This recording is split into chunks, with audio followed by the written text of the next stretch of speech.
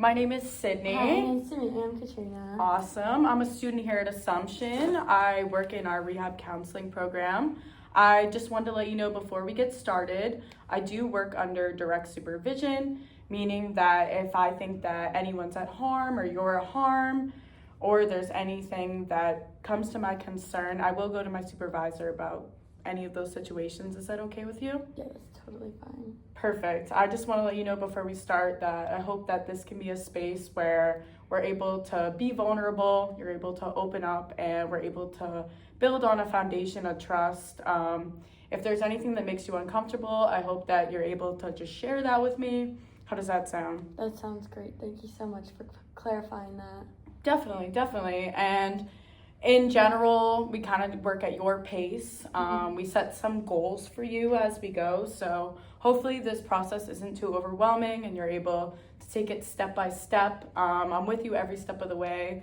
If we need to change the duration of sessions or anything, it's definitely something that can be arranged. So yeah, just that's good to know. Thank you. keep me posted and we can try to work through some stuff. That So sounds great.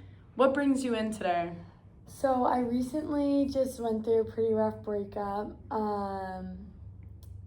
My coach was starting to get a little worried about me, and I was fine for a little bit, and then I had like a full week of just like absolute crash outs. So it kind of got to the point where I was like, maybe I should talk this through. I was second guessing myself. Now I'm feeling a little bit better, but there's still like a little bit of, did I make the right decision? Did I blow up my whole life? So that's kind of why. And my coach, she really wanted me to talk to someone as well. Yeah, I can imagine you're feeling a number of ways toward the situation. A breakup can come with a lot of complexity. Can I ask who broke up with who? I actually broke up with him. So that's where like the whole blowing up my life comes from, because it was very on a whim, like at 2 a.m. on a Saturday night. Just kind of was fed up with it, had my final straw. I called him and ended it. Yeah. If you don't mind sharing, was there a specific reason why you were ending it? It was a very long toxic cycle for 3 years that I knew I was in, and then convinced myself it was better and everything was going to be okay, and we were going to get married and it was going to be perfect, which looking back on it now was definitely a little bit of delusion. But it kind of just got to the point where he was just controlling so many aspects of my life. He's no longer in college. I'm still in college. I'm going to have fun my senior year. A huge problem was that I have male teammates.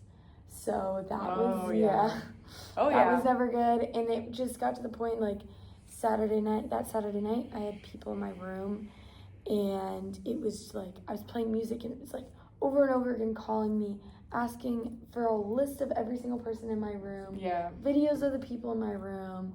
And one of my roommates just sat me down and was like, dude, you need to get out. Like, this is bad. And now I feel like I've just realized a lot of stuff that was there, and I just was never aware of it until I finally ended ties with him. Yeah. Do you think that there was moments earlier in your relationship where you started to kind of see those trends progress, where he was a little overprotective toward like your friends and stuff? Oh, yeah, 100%. It was like a constant fight.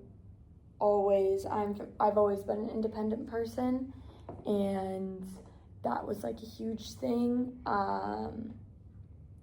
He is not an independent person, and it was like I would have to leave when I would leave practice, I'd have to tell him like every single conversation I had with a guy on my team. And so I knew that wasn't normal, because like my parents have a great relationship, so I base a lot of stuff off that. And I'm like, oh, my dad has never done this to my mom. Like, this isn't normal. But then I would just like revert back to like, oh, well, he's a lot of childhood trauma. That's what it is. Like, he's going to get therapy. He's going to work through this, and he's going to be okay. And I can help him, which isn't true. Definitely. Do you feel like when you guys were on campus together, your relationship was at a healthy point, or were there times where you still felt restricted even when he was on campus with you?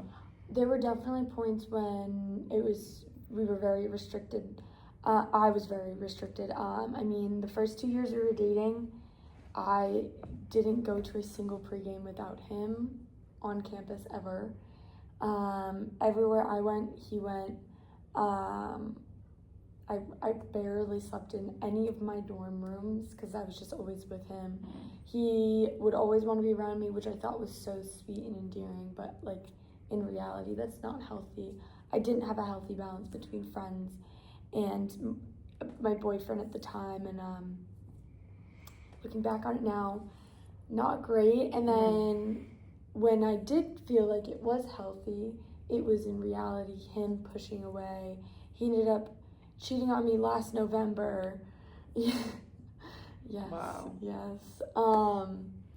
And like now my friends are all like sending me my best friend Mia, who that's a whole other story. She had a baby, doesn't go to school anymore.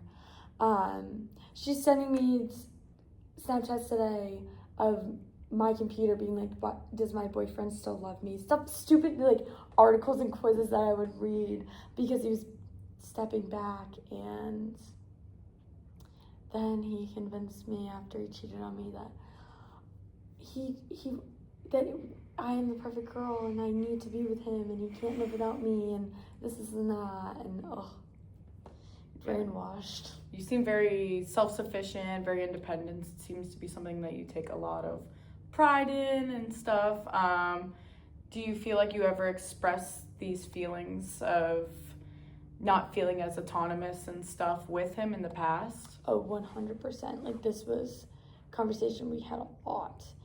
And it, like, got to the point, like, I had threatened breaking up with him if he wouldn't go to therapy. I threatened It was like, I used the breaking up with him as a threat too often to the point where, like, he just did not believe me anymore, which was frustrating because I'm like, well, if he really loved me, then why can't he just change?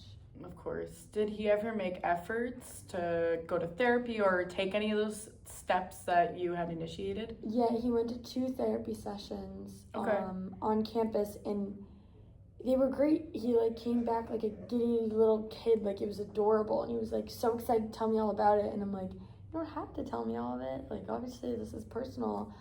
But he was so excited, wanted to tell me every last second of the session, describe the therapist he was working with. Like, totally different person for about 2 weeks. And then excuses started coming up for the sessions. Well, I had practice today and I'm really tired. I just don't feel like talking and this and that. And he would also like refuse to talk about like his actual problems in life in these sessions. And obviously, like, I can't tell him what to do, but I'd be like, hey, like, maybe you should talk about, like, the giant elephant in the room. Of course. Of your immense amount of trauma and how you treat me, but you do you, gang, you do you. Of course. Do you think that there was any steps, like, as a couple that you took that you felt like worked for you guys? Like, communicating differently or... Yeah, I think there were moments that we figured out like a groove that was relatively healthy and worked for us. But it was like those moments were so small compared to everything else. Like, agreeing to go to therapy was a huge moment in our relationship. It felt awesome, and then it would sizzle out.